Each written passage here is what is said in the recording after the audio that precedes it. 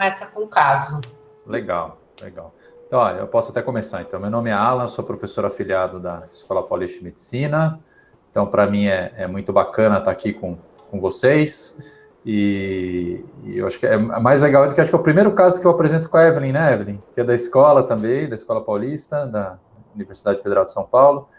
E eu acho que essa pandemia aqui é uma coisa muito legal que aconteceu, que a gente está podendo falar com vários estados e isso vem enriquecendo muito as discussões, a gente vem aprendendo a cada caso, acho que isso é muito legal.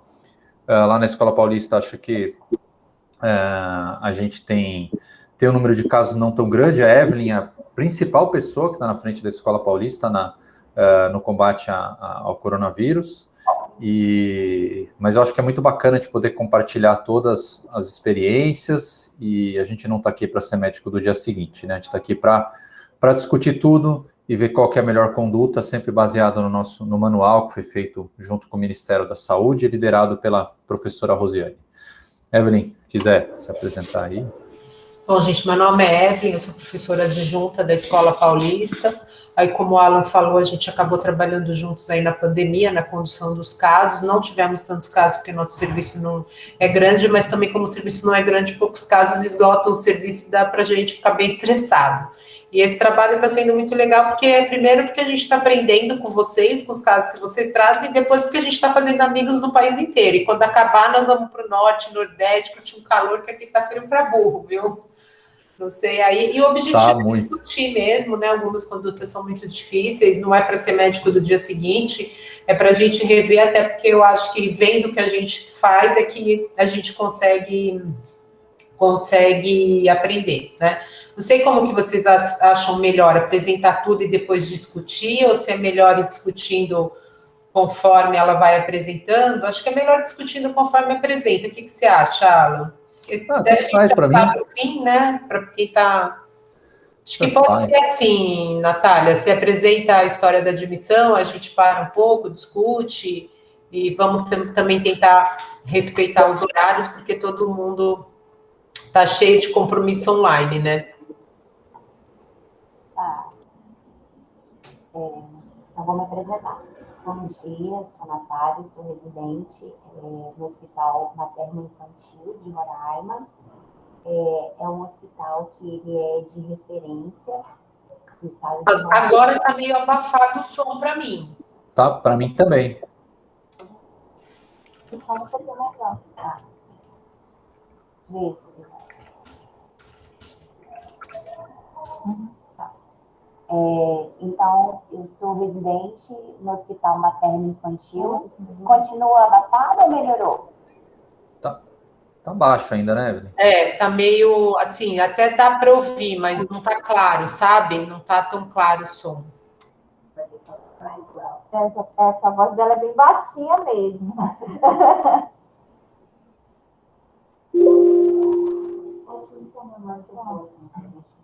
Cadê o microfone? Bota pertinho.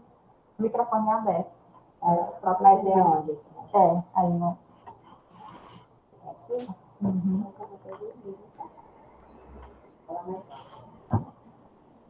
Bom dia, melhorou?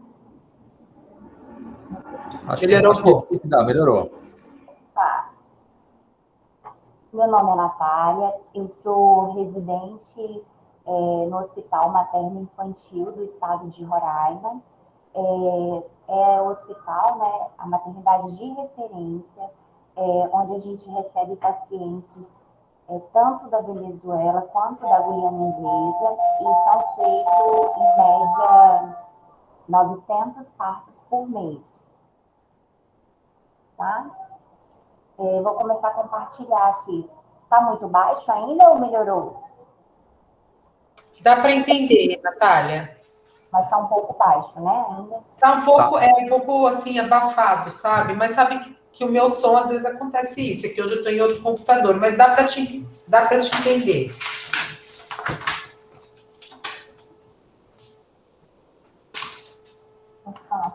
Tá, eu vou compartilhar a tela agora para iniciar a apresentação. Tá bom.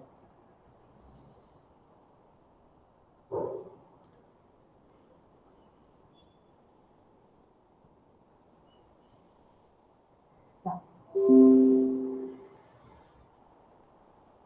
Ótimo. Estão vendo?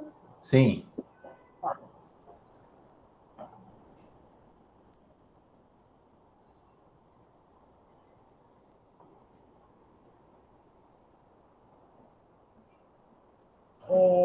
Então, é a paciente HPGC, ela é O positivo, 27 anos, é uma paciente solteira, com ensino médio completo, ela é natural de Boa Vista e residente na cidade de Boa Vista. Ela estava na 5ª gestação, teve 3 partos normais, todos 3 foram sem intercorrências, peso normal, não tinha cesáreas, ela teve um aborto. A gestação era de 36 semanas e 4 dias, era uma gestação de risco habitual, porque ela não tinha nenhum tipo de comorbidade, não tinha pressão alta, não tinha diabetes e nenhuma outra patologia. Ela realizou 4 consultas, fez uso de sulfato ferroso e ácido fólico. O cartão de vacina dela estava incompleto, ela só tinha DT, DTPA e 2 doses de hepatite B. E a fonte de revisão é o prontuário.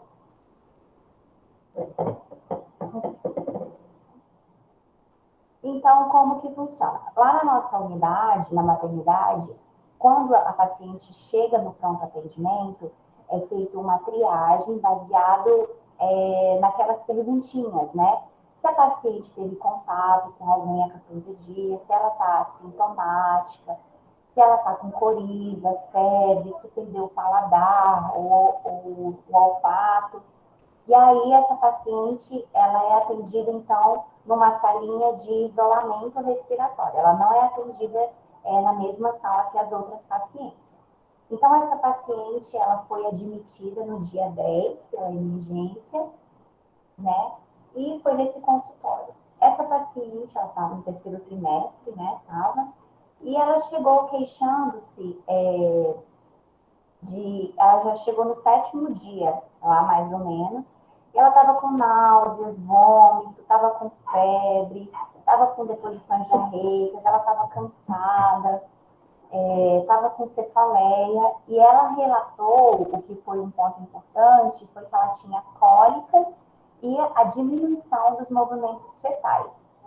Essa paciente, ela já chegou com diagnóstico de COVID, ela tinha feito swab no dia 6, quando ela estava com 3 dias de sintomas, tá? E ela relatou que desde esse dia ela iniciou o uso de amoxicilina.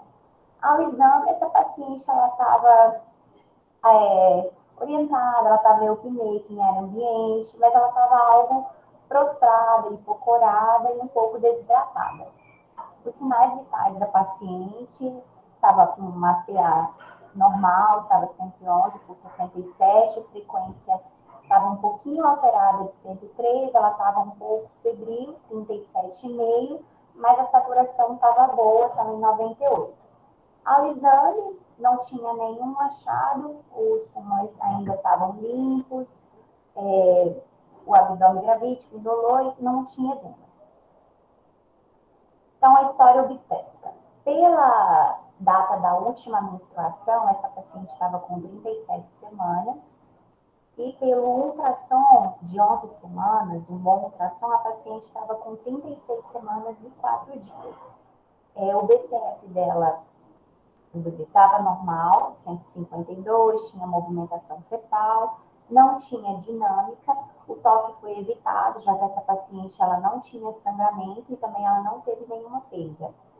Essa paciente ela acabou sendo internada para suporte e para avaliação da vitalidade fetal, devido que ela já estava com 7 dias e essa queixa dessa diminuição da movimentação fetal.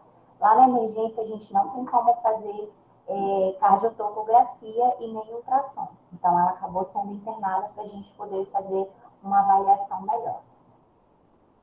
Então, os exames da... Natália, posso interromper um pouquinho para falar dessa primeira parte? Bom, então, gente, acho que aí, né, não tem dúvida da indicação da internação da paciente, né, uma paciente que já vinha com diagnóstico, um quadro um pouquinho arrastado, ela não parecia estar aí nesse momento com um quadro grave, né? Ela não estava desaturando, ela não estava taquipneica.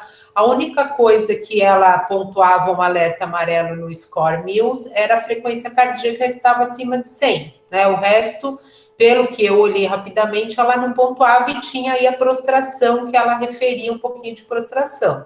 Mas a indicação obstétrica da diminuição da movimentação fetal, eu acho que a indicação da internação foi muito bem resolvida, tá? Outra coisa que eu queria comentar, que eu vi que ela veio, acho que provavelmente de outro serviço, com a amoxicilina, né? Que isso a gente tem falado repetidamente, acho que é muito importante para quem está aí nas bases de entrada. A gente entende que às vezes a gente fica angustiado, né? Ah, meu Deus, não vou dar nada, vai piorar porque eu não dei. Não é verdade, tá?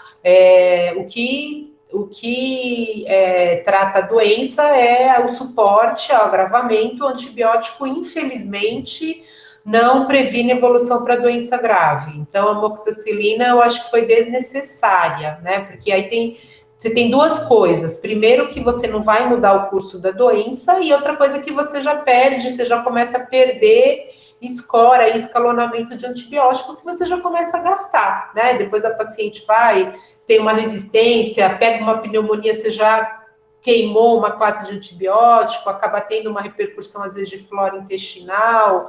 Então, acho que eu dispensaria esse antibiótico, mas concordo 100% com a internação e com a avaliação inicial. Não sei se o Alan quer complementar. Acho que uma coisa legal é que, assim, acho que faltou a frequência respiratória, né, no exame físico. Acho que é sempre importante fazer a frequência respiratória para ver se não está acima de 24, tá? Então, é só um detalhe, né, nada demais, mas acho que é legal sempre estar atento e até colocar o score Mills. Depois eu mostro aqui num slide o score para todo mundo ter, e tem lá no nosso manual, mas eu acho interessante ter, e a frequência respiratória eu acho que é bastante interessante a gente ter. Outra coisa que eu venho reparando muito, eu insisto em falar em todas as aulas, é sobre o fluxo, né? Essa paciente, pelo que eu entendi, estava sendo acompanhada na UBS e tinha um PCR positivo, né? O que eu acho que é muito importante é se a UBS estava acompanhando ela por telemedicina, né? Isso é fundamental, porque a paciente, em geral, piora ali entre o 7º e o 14º dia, e a gente tem que estar muito atento. E é mais ou menos a média para internação de uma paciente com Covid é 7 dias, quando ela é interna, né?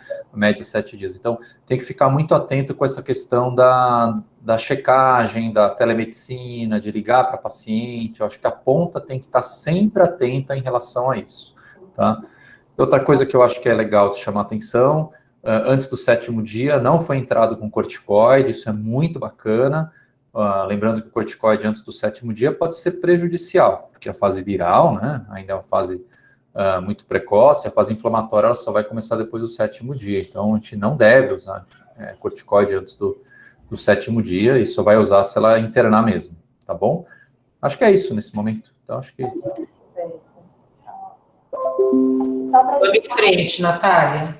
Só para citar, realmente eu acabei esquecendo de colocar, mas a frequência respiratória dela... Ficou ruim de novo, não sei se a posição fica pouco nítida o que você está falando, a gente não consegue entender exatamente.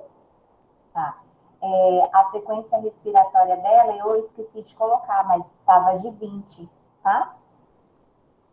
Ok? Tá. Ok.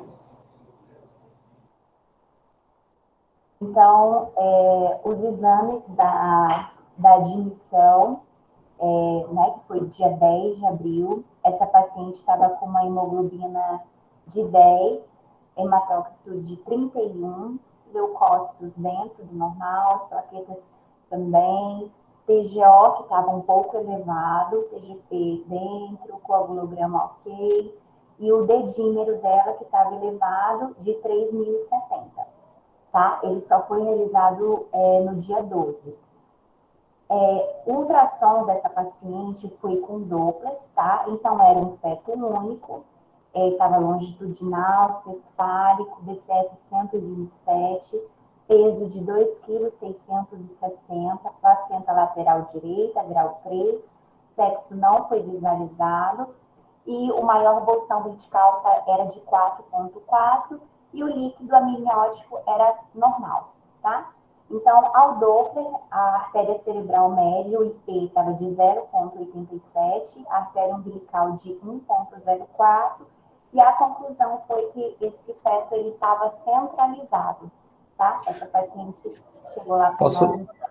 Eu posso comentar um pouquinho? Então, é que eu faço fetal, a Evelyn também faz, ela então, eu ia pedir para você comentar o Doppler justamente. Eu acho que nós dois fazemos fetal e acho que isso é uma coisa legal da gente comentar, né? Primeira coisa que eu acho que é bacana é que o COVID ele não causa alteração Doppler velocimétrica, não causa alteração ultrassonográfica, salvo por alguns pontos. Primeiro, a redução do líquido amniótico. Existe uma redução importante do líquido amniótico em alguns casos, principalmente quando a paciente está internada. Porque, em geral, quando ela está na UTI, a gente faz um balanço negativo, né? E essa paciente acaba ficando com pouco volume e o líquido cai. Em alguns casos mesmo, por causa do COVID, acaba dando um oligoâmnio, então o líquido simplesmente ele cai. Agora, o Doppler, ele não altera por causa necessariamente do COVID. No caso específico, a gente tem uma artéria umbilical de 1,04, então a artéria umbilical é normal, né? Quando a artéria umbilical é normal, em geral a gente nem precisa fazer artéria cerebral média, tá? Na teoria. A cerebral média, isoladamente, ela não tem um valor tão bom.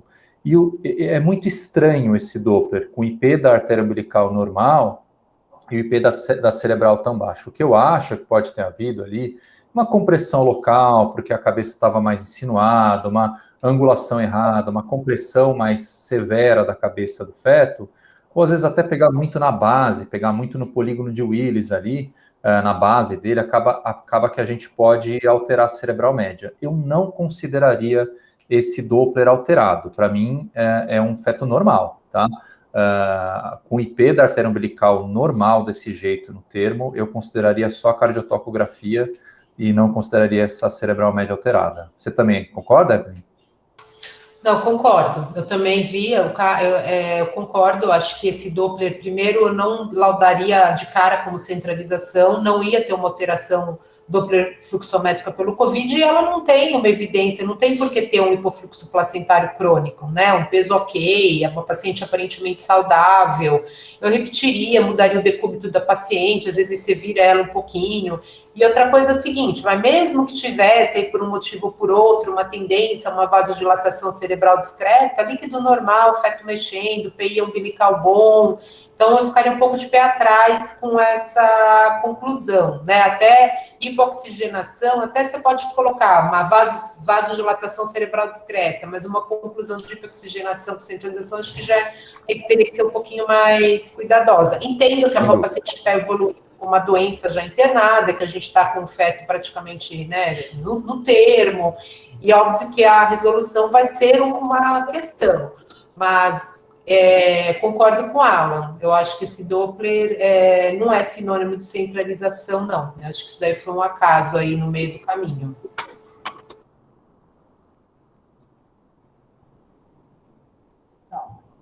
Então, como o ultrassom deu alterado, né, acabou essa paciente sendo submetida à cesárea.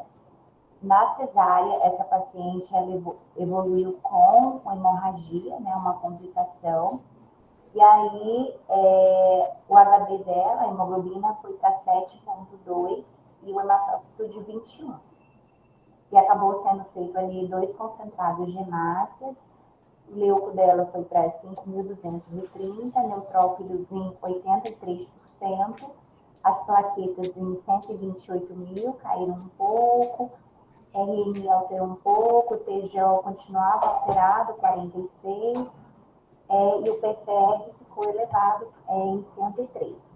Então, os exames após a transfusão, a hemoglobina foi para 9,1, o hematócrito para 27,2, as plaquetas ainda um pouco baixas, 124 mil, leuco 9.710 e os neutrófilos elevaram 99,8%.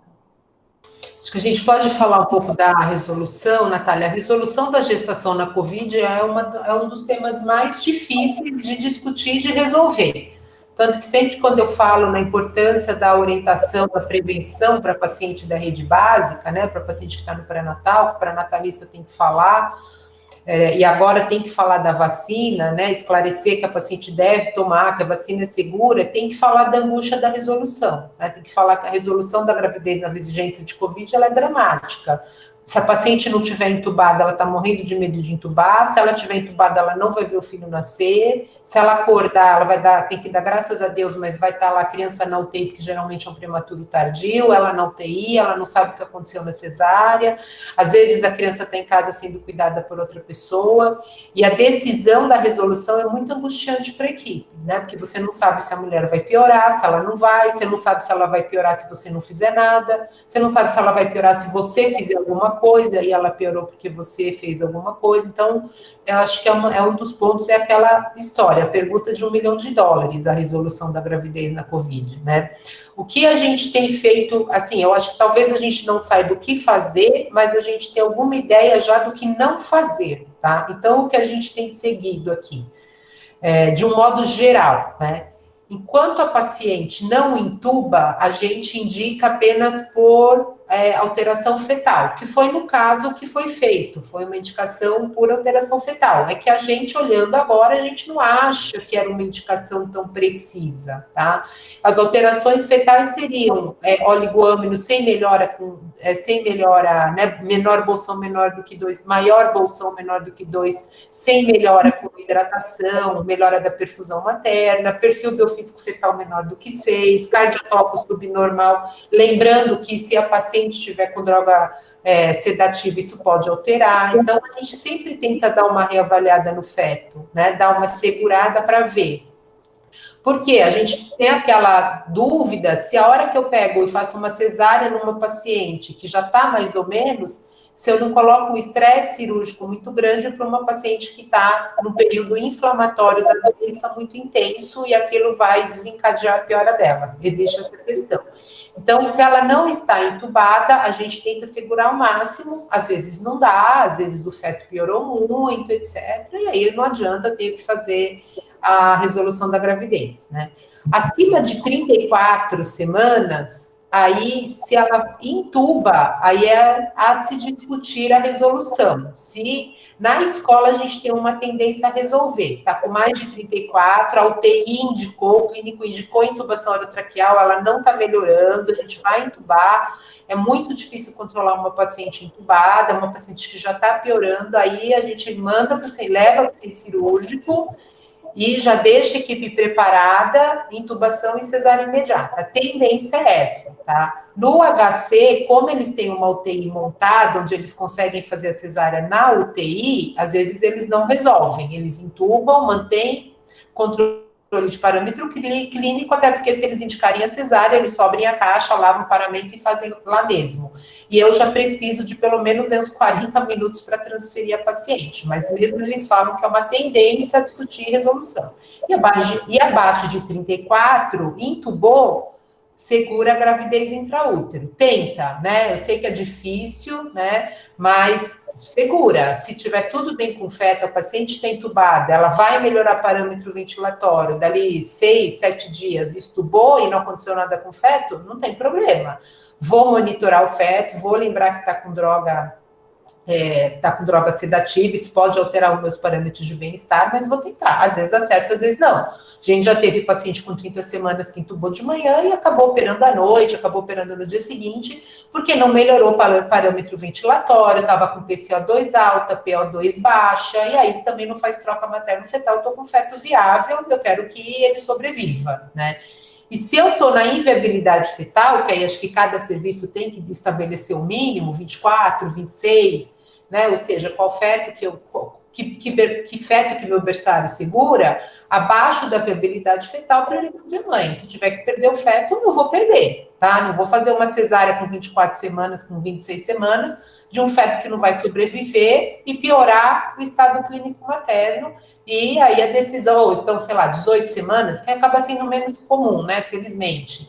A prioridade é a mãe. Então, de um modo geral, talvez aqui essa paciente a gente tivesse segurado um pouco mais para indicar a resolução. E a outra grande dúvida, no caso, né? Eu vou te perguntar se tem cardiotoque, mas vamos supor que, tem uma cardiotoque, a cardiotoque está péssima. Já aconteceu, eu estava lá com ela na enfermaria, cardiotoque, desaceleração absurda, 34 semanas, a mulher estava bem, indicação fetal, não tem jeito.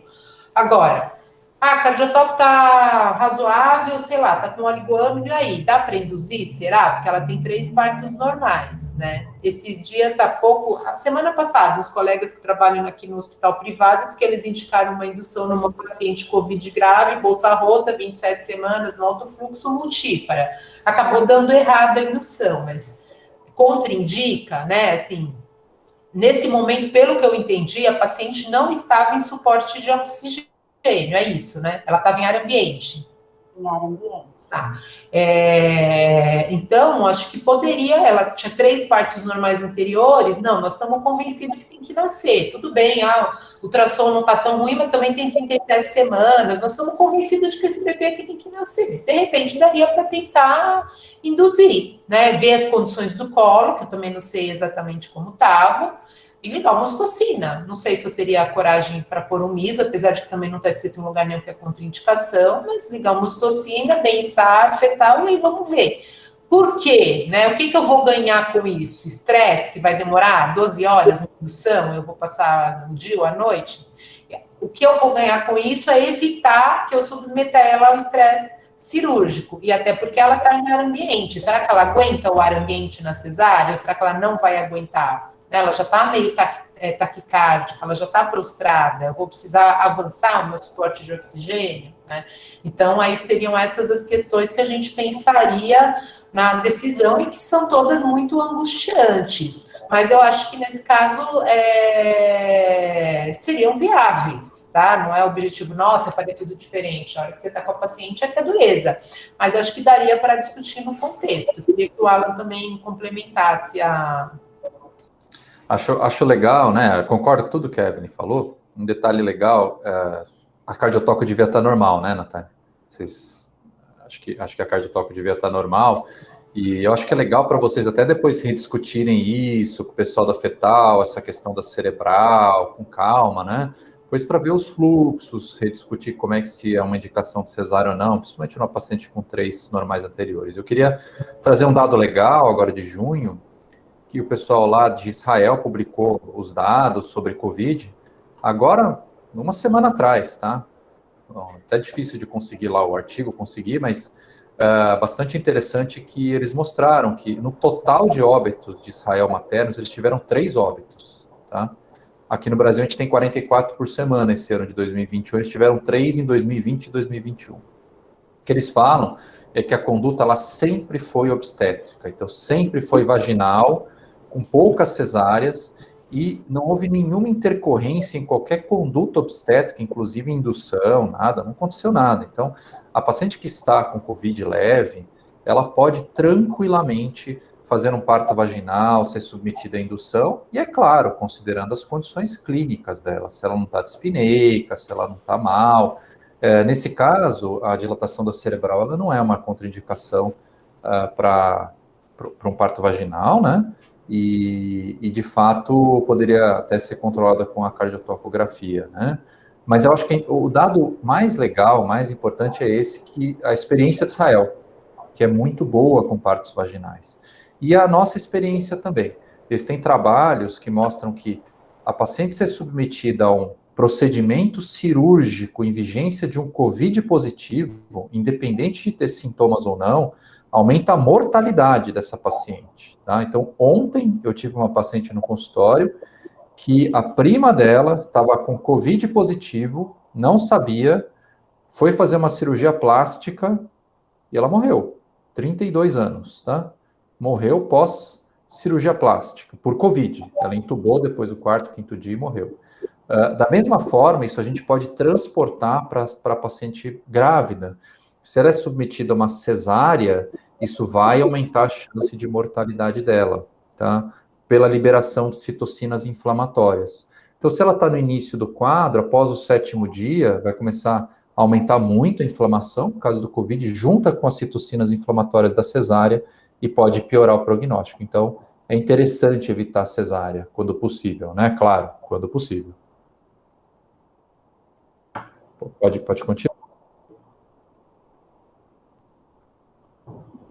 Então, aqui são os dados do RN, era sexo feminino, o APGAR foi de 8,9, o peso foi de 2,935 kg, e esse RN acabou indo para a UTI neonatal, mas eu não tive acesso ao prontuário do RN, tá? Por motivos mesmo burocráticos, mas eu conversei com a paciente, né, para poder fazer o relato do caso, e ela me disse que enquanto ela estava internada, a mãe dela, que ficou responsável, e esse RN ficou alguns dias lá na UTI da maternidade.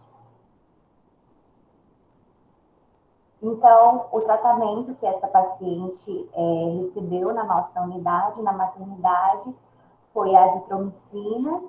Ela iniciou corticoide, foi a dexametasona, ela iniciou também Clexane, a transfusão sanguínea, né, foram feitas 2 unidades, sintomáticos e o suporte.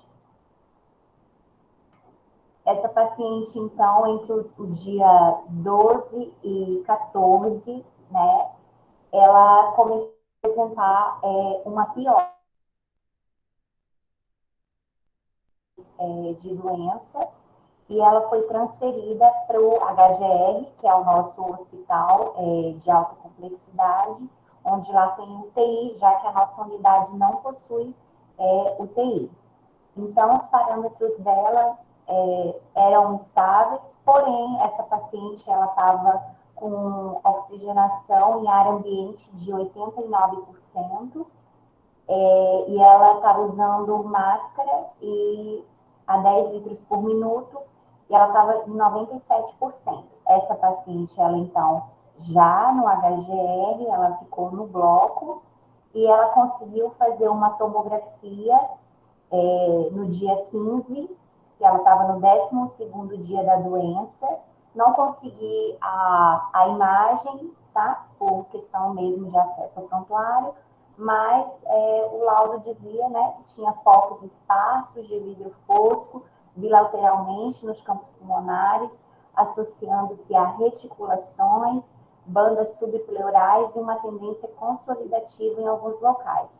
E a acometimento já estava em torno de 75%.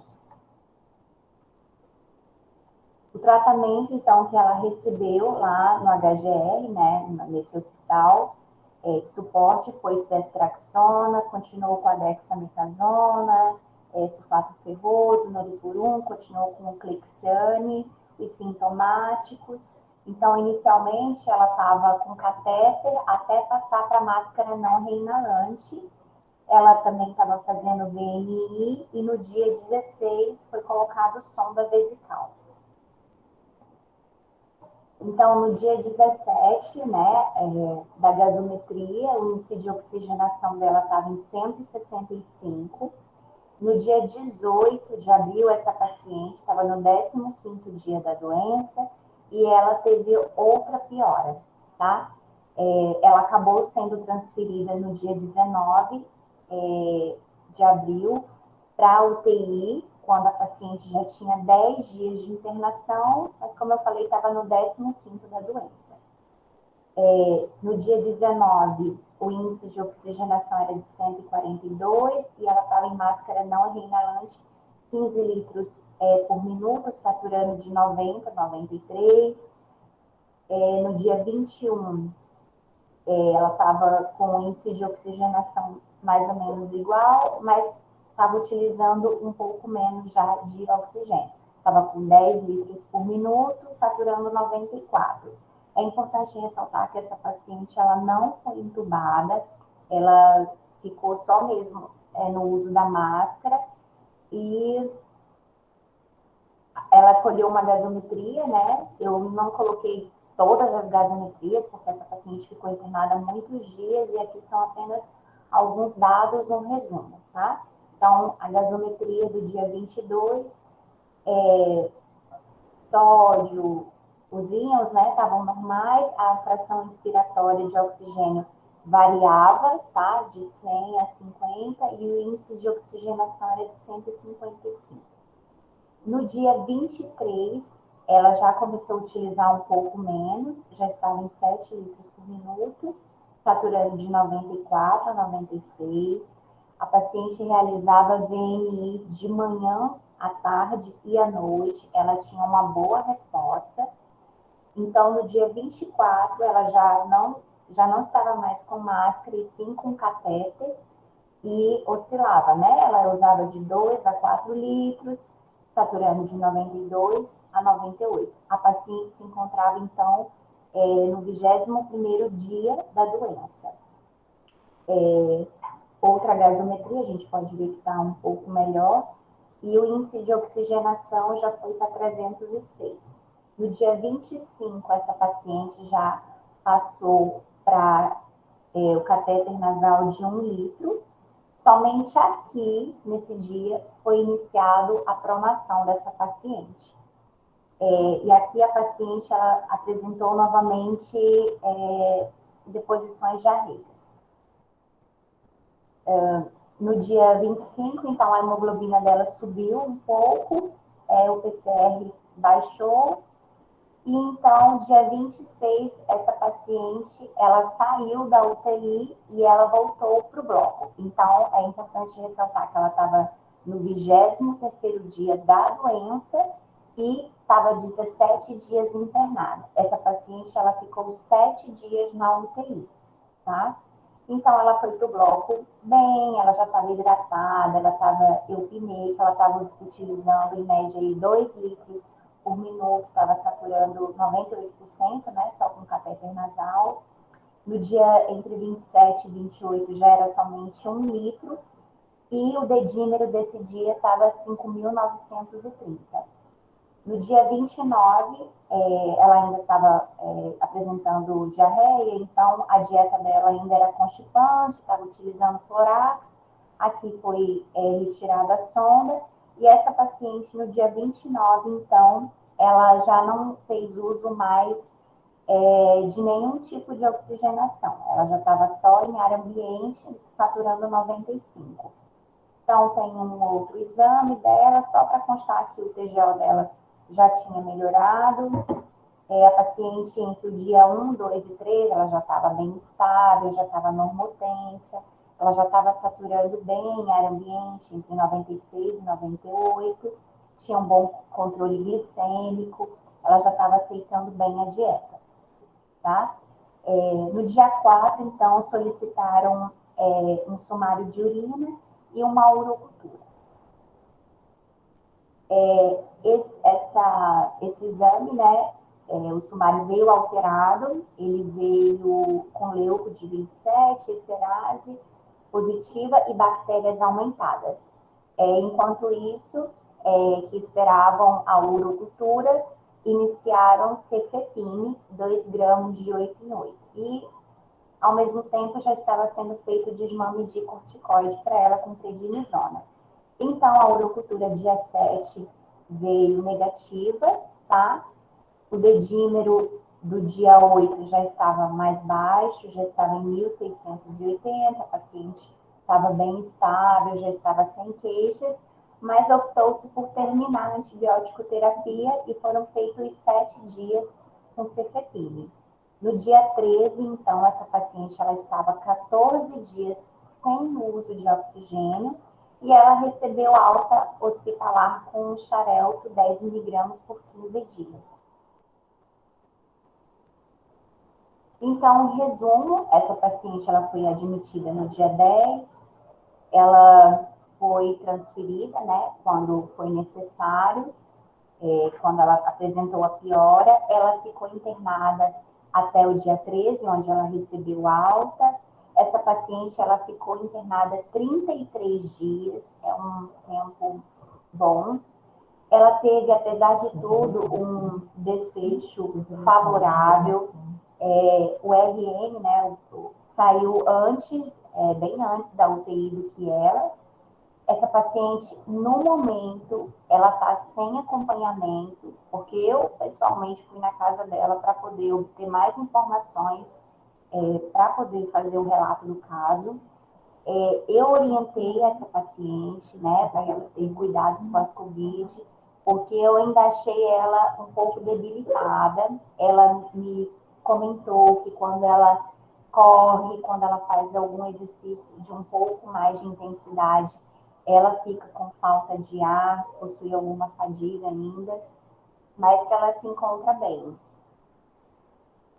Bom, há alguns pontos para a gente discutir, né, que já foram discutidos, inclusive, né, seriam a cesárea, a questão da prematuridade tardia, talvez ali um sofrimento fetal, e o ponto da UTI que o RN acabou indo, né? Aí aqui eu coloquei, né, do Ministério, né, o nosso manual. Então, essa paciente chegou para nós ali, ela já tinha passado o estágio 1, que foi a infecção inicial, que ela chegou para mim ali no 7º dia. Ela ficou conosco na maternidade até o 11º dia. Ela passou pela fase pulmonar, quando ela começou a apresentar hipóxia, foi transferida no 11º dia, né, na fase hiperinflamatória. Aqui foi quando ela se internou, inicialmente ela era um caso leve e passou a ser moderado e grave. Então, como eu comentei, essa paciente ficou 7 dias na UTI e ficou somente com máscara não reinalante e não foi intubada. Aqui o nosso hospital de campanha, nossa maternidade nesse momento está passando por uma reforma e nós nos encontramos lá. Queria agradecer a oportunidade e dar continuidade à discussão do caso. Parabéns, Natália, muito bem apresentado. Parabéns pelo esforço, né? Muito, muito bacana. E dá muito trabalho fazer o caso. Ir atrás da paciente pessoalmente, né?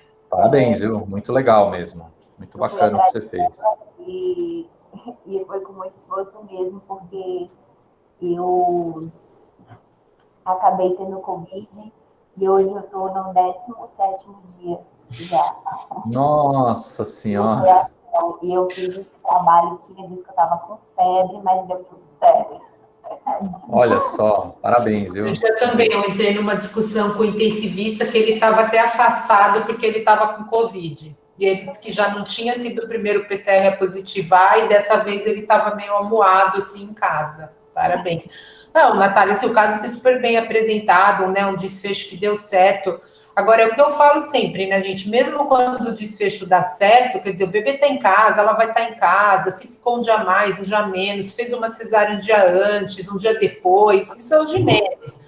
Mas mesmo assim, olha só o ônus, né? Assim, o esforço, mais de 30 dias de internação, você mesmo falou, o que a gente tem visto mesmo, né? Uma recuperação lenta dos pacientes, uma prostração, uma função pulmonar que demora a recuperar. Então, é muito devastador. E ela nem foi entubada, né? Ou seja, provavelmente ela tolerou bem a máscara. Eu já vi muita paciente não tolerar máscara. Aí, assim, ou se você tem alto fluxo, você põe no alto fluxo, ou então você tem que entubar, porque eles não aguentam fazer máscara com VNI, né? E aí, esses dias de suporte avançado aí foi o que fizeram ela sair do quadro inflamatório e melhorar.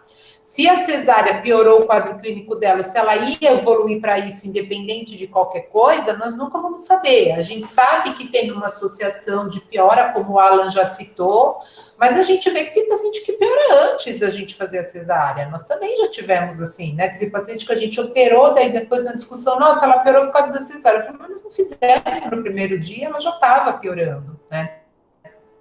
E outra coisa, com 30 dias de internação, esse bebê ia nascer nesse prazo. Se foi no dia da internação uma semana depois, isso ia mudar pouco, mas ia nascer com certeza, porque você já estava com 37 semanas. Então, eu sempre insisto que quem está na rede básica tem que sistematicamente, eu sei que elas não escutam, né? Sistematicamente falar, ó, se você pegar Covid nessa fase, um parto é muito dramático, tem que vacinar. Eu ia perguntar se vocês estão, como que está o esquema de vacinação aí em Roraima, Natália? Vocês estão vacinando? Elas estão aderentes? Como que estão as orientações? Eu vou chamar a diretora para dar uma palavrinha também, que ela está aqui. Tá. Olá, tudo bom? Bem, tudo bem? Como diretora técnica da maternidade. Tá? A vacinação já está ocorrendo, está num ritmo bom aqui em Roraima. Aqui em Boa Vista eles já estão vacinando pessoas, eu acho que em torno de 39 anos, sem comorbidade. As gestantes estão sendo vacinadas, gestantes e puérperas, né? Estão num ritmo bom. A vacinação aqui, graças a Deus, está num ritmo bom. Nós somos pequeno, né? Muito fácil vacinar. Nosso estado tem 600 mil habitantes.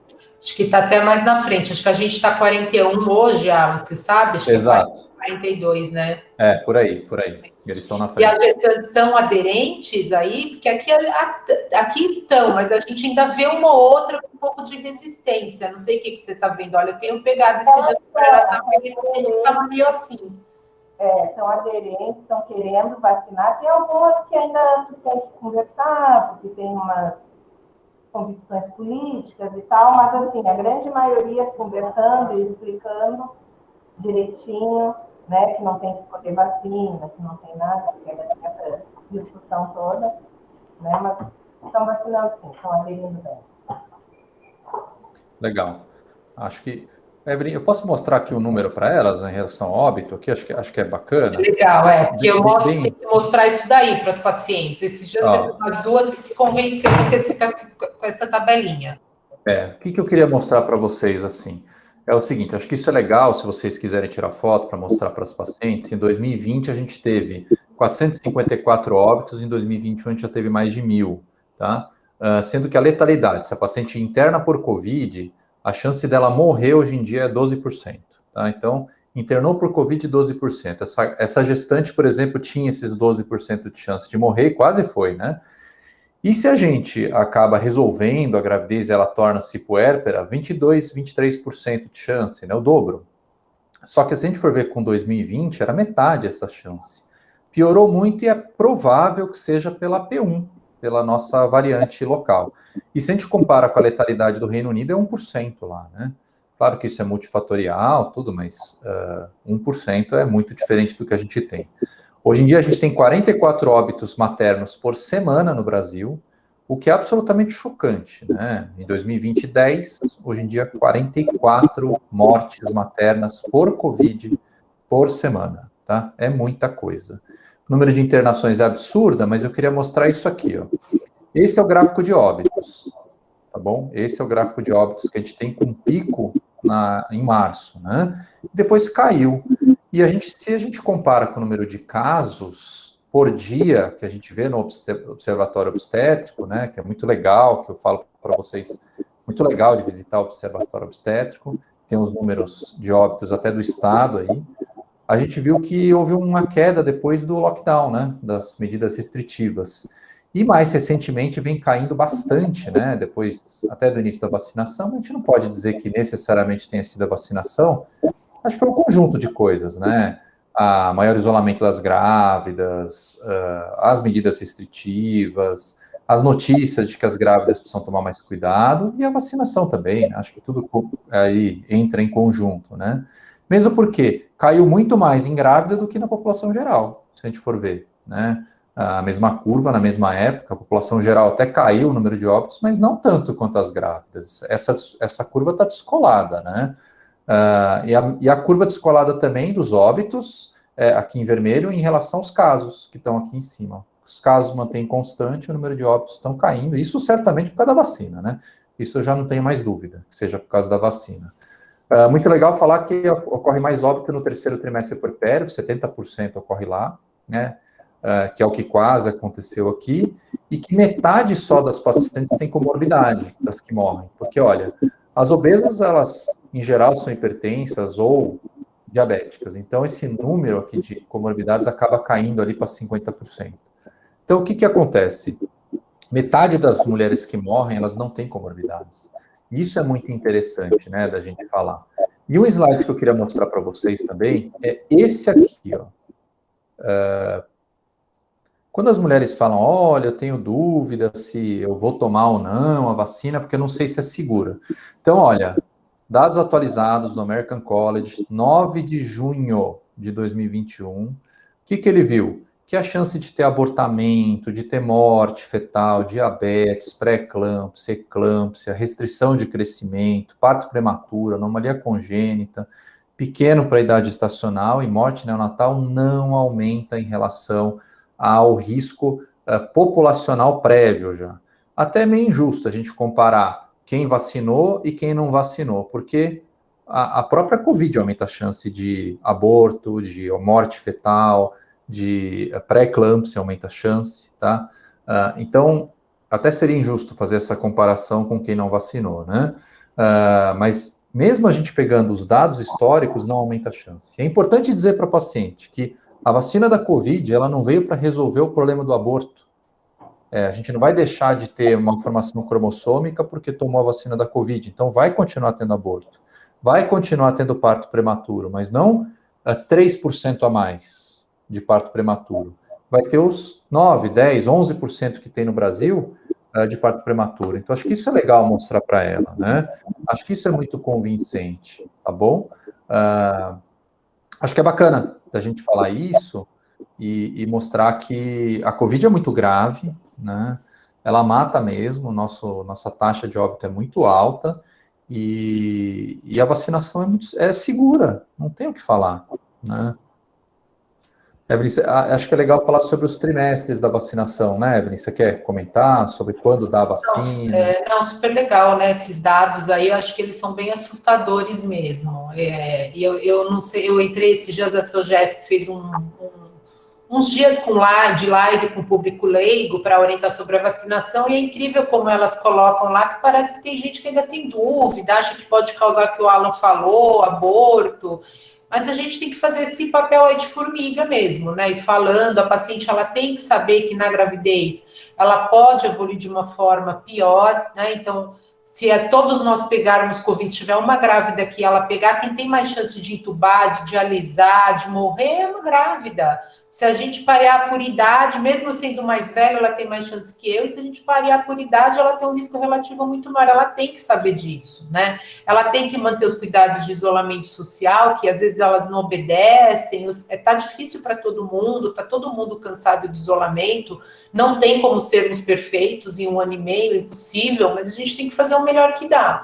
E orientar da vacina que precisa tomar. Esses dias na live eu até falei uma frase, eu falei assim, em 30 de junho de 2020, alguém chegasse para a gente e falasse, a gente tem uma vacina aqui, ela não é ótima, mas ela previne caso grave, ela pode dar um pouquinho de dor, tem uma outra pessoa que vai ter um pouquinho de mal-estar, você quer? Todo mundo ia voar em cima dessa possibilidade, entendeu? Todo mundo ia rezar, não, tomara. Agora não, agora a pessoa está escolhendo, sabe? Agora a pessoa está ponderando um monte de coisa que nunca ponderou na vida para tomar vacina. E outra coisa, tudo bem, eu acho, realmente acredito que daqui 1 ano e meio, 2, a gente vai ter vacina melhor do que a gente tem hoje, mas a gente ainda está pandêmico. Ainda quantas mil mortes por dia no Brasil? Ainda está trágico, não está controlada a pandemia. E as decisões, né, gente, isso, sabe, eu acho que os momentos de crise trazem o melhor e o pior do ser humano. Nós estamos aqui trabalhando, vocês estão aqui trazendo um caso, provavelmente cada um teve a sua atuação. As decisões não são individuais. Então, a hora que uma pessoa decide não vacinar, ela está repercutindo na sociedade também, né? Assim, cada um tem que fazer a sua parte. A gente está no nosso papel de educador, até porque a gente tem que entender que as informações hoje elas são fáceis, porém confusas. As pessoas estão recebendo informação de tudo quanto é lado, de gente que não sabe nada. Né? Esses dias uma colega me perguntou da vacina, nem é grávida. Aí ela, mas é que a gente escuta tanta coisa, né? A gente não entende nada. Bom, isso aí. Então, a gente, no papel aqui de médico que está estudando, além de assistência, a gente tem que fazer o papel da educação, né? Assim, a vacina, a gente não tá liberada a vacina de vetor viral, né? Só vacina de RNA ou vacina de vírus inativado, então é Coronavac ou Pfizer. A princípio, aqui pelo que eu entendi, porque muda tanto, mas pelo que eu entendi aqui em São Paulo, não está precisando de solicitação médica, só comprovação do estado da gravidez, com cartão de pré-natal, etc. E ela pode tomar em qualquer trimestre da gravidez, né? Lógico que se a paciente está hoje com 8 semanas e ela for tomar com 12, não vai fazer tanta diferença, porque não é a fase que piora, mas se ela tiver com 34, e ela tem que correr um pouquinho mais, mas a orientação é que todas as gestantes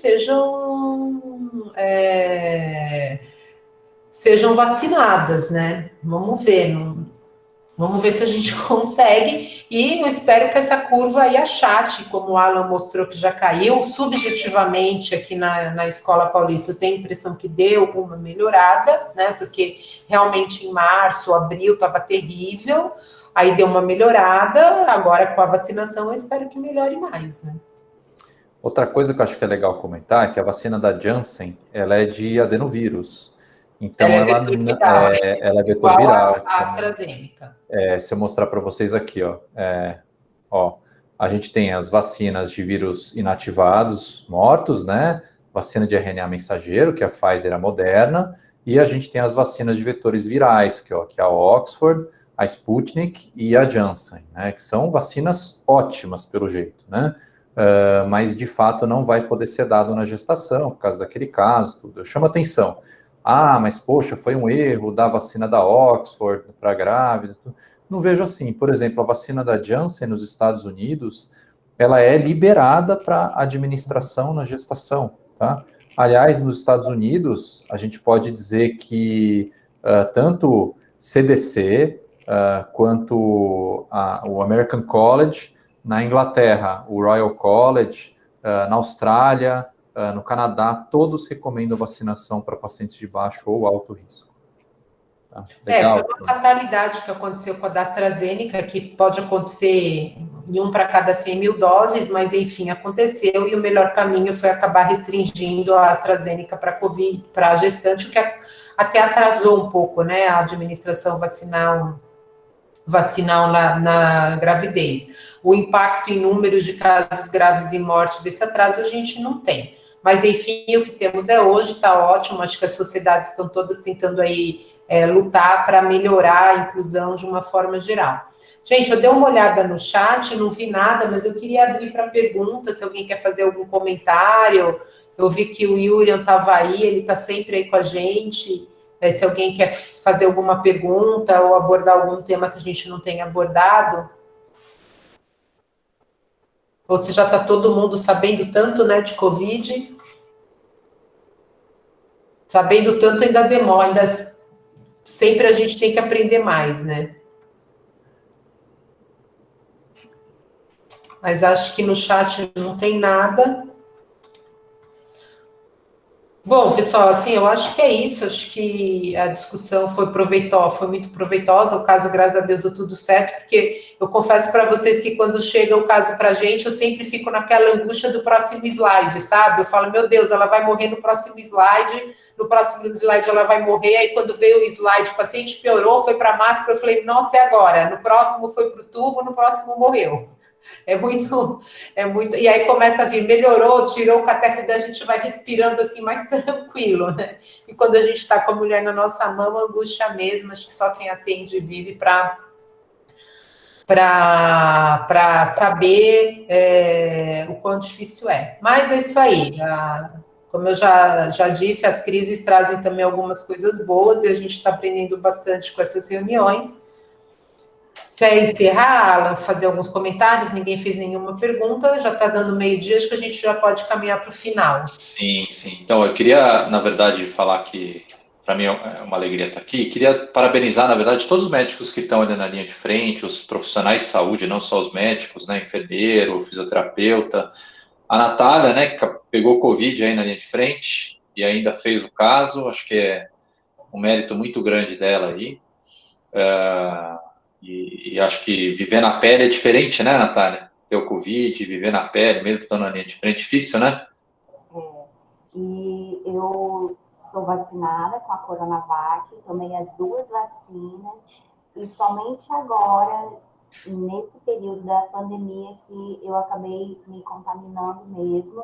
Eu trabalho na emergência também, fui eu mesma que internei essa paciente, e realmente ali não tem como, né?